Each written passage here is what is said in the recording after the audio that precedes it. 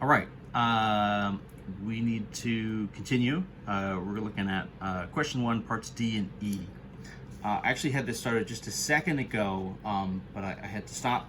So I have the beginnings of the problem sort of worked out here. We'll kind of talk you through this, and then of course I'll start writing again once we go. The first one, right? So 1D, this is a fraction. It's a rational expression. It's not the kind of fraction where we can simplify it and clean it up, right? If you have sort of a single term on the top, or I'm sorry, a single term on the bottom and more stuff up top, you can kind of break it apart, clean it up. This is not that. It also isn't one of our nice inverse trig forms, quote unquote, nice. Yeah, I'm sure I'm probably the only person that's ever described an inverse trig derivative as something that's nice. In any event, it's none of those forms, right? It's not the 1 over 1 plus, x squared kind of thing. It's not the stuff with the roots. It's very clearly neither of those. So our guide, right, what a sort of guide to picking a good u says is let u equal the denominator. Pick whatever's in your denominator. So let's try that. 1 minus 3t plus 4t cubed. That's going to be our u, right? So the derivative, right? Negative 3, right, plus 4 times 3, 12t squared. Rearrange it. We have the same kind of rearranging we do every time, right? So the dx is going to be du. Divide by that derivative. So negative 3 plus 12t squared is on the bottom. And this is the part where you might be second guessing yourself a little bit, because you're saying, isn't this kind of supposed to match with what's here? Let me just sort of start writing this, and we'll see, because they don't really look like, oh, whoops, and I'm sorry, right? These are t's. This should be dt, right? Du dt. So that should be dt, right? So dt equals du over, right, negative 3 plus 12t squared. And those just don't match, right? I mean, I'm not trying to tell you something's there that's not there. They don't match. However, what I will say is they're not too far apart. Maybe not as far apart as they might seem at first. So let's sort of take this for a second, right? Negative 3 plus 12t squared. What I want to do is look and factor some stuff out of here. Right, this is kind of 1 and 4. If this is 3 and 12, obviously I could divide them both by 3, and actually going to get me the form that I want. Also, I don't love that this is a negative in front. This is supposed to be positive. So let's actually factor out a negative and a 3. That would leave me positive 1, and then that would flip this from plus to minus, right? 12 down to 4, t squared. That would match, right? 1 minus 4t squared. It's really the right thing, but it's times a minus 3. And, it's an interesting thing that can happen here. You might have something, right, where you have a derivative, but because it's sort of plus or minus a constant, if it's not just a single term, if it's actually like a multi-term kind of polynomial, you need to do a little factoring to sometimes see the connection. It might not be the kind of thing that just syncs up, right? We've done a lot of these where it's just like one step and it's very obvious. It won't always be maybe quite as clean as that. Sometimes you need to do just a little bit more work. So this is du over, so if I use my sort of factored version, negative 3 times 1 minus 4t squared.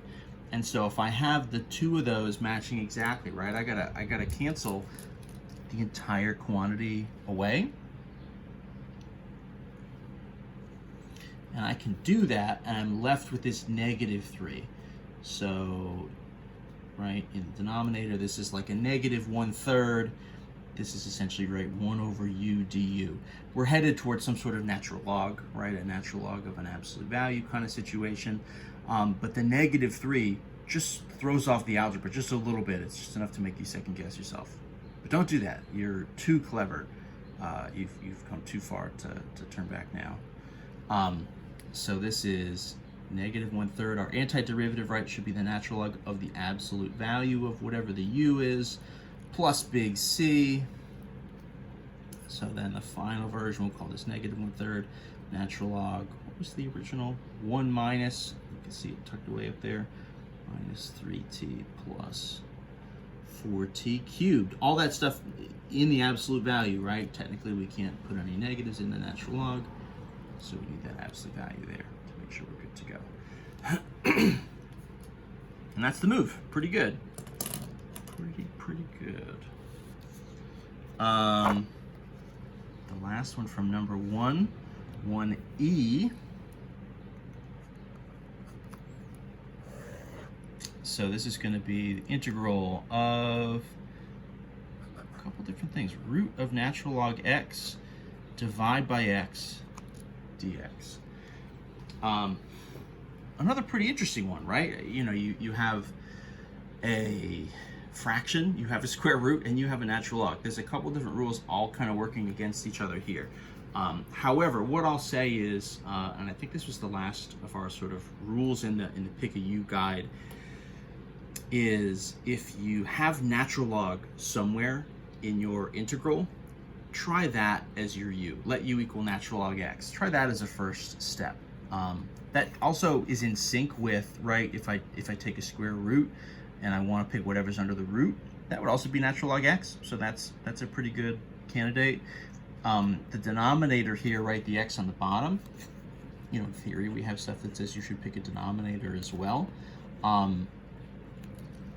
But, you know, you can imagine, right, if u is x, du is dx, and that's just not really going to get you a whole lot of stuff to get rid of this natural log. We can kind of project that that's not really going to get us there.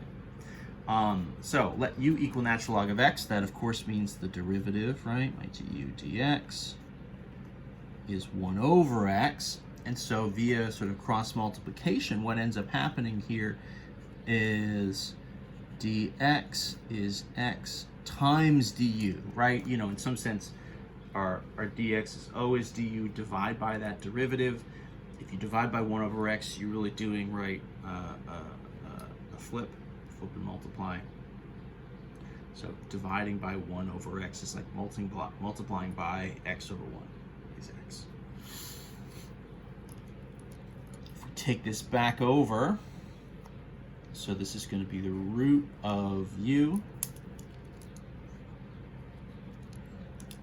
Right, divide by x times x du.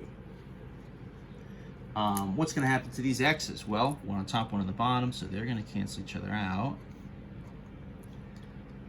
Of course, right, root of u, this would really be just like a u to the 1/2 du. So this is just a relatively straightforward power rule, right? We've done 1/2 a whole bunch of times now.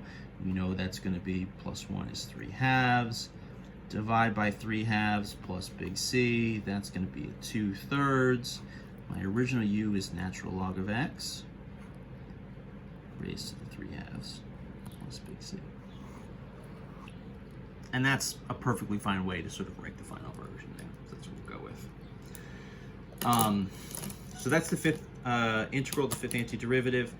That's the process, all different u subs, all different techniques, but, you know, all important stuff to know. A lot of different varieties here, so part of the key is just being familiar with all the different ways these can sort of show up, and of course you could mix and match any of these other you know, individual pieces with each other. There's lots of different varieties here to do. All right, next video we're going to start working on the second problem here, finding the areas between these curves, number 2.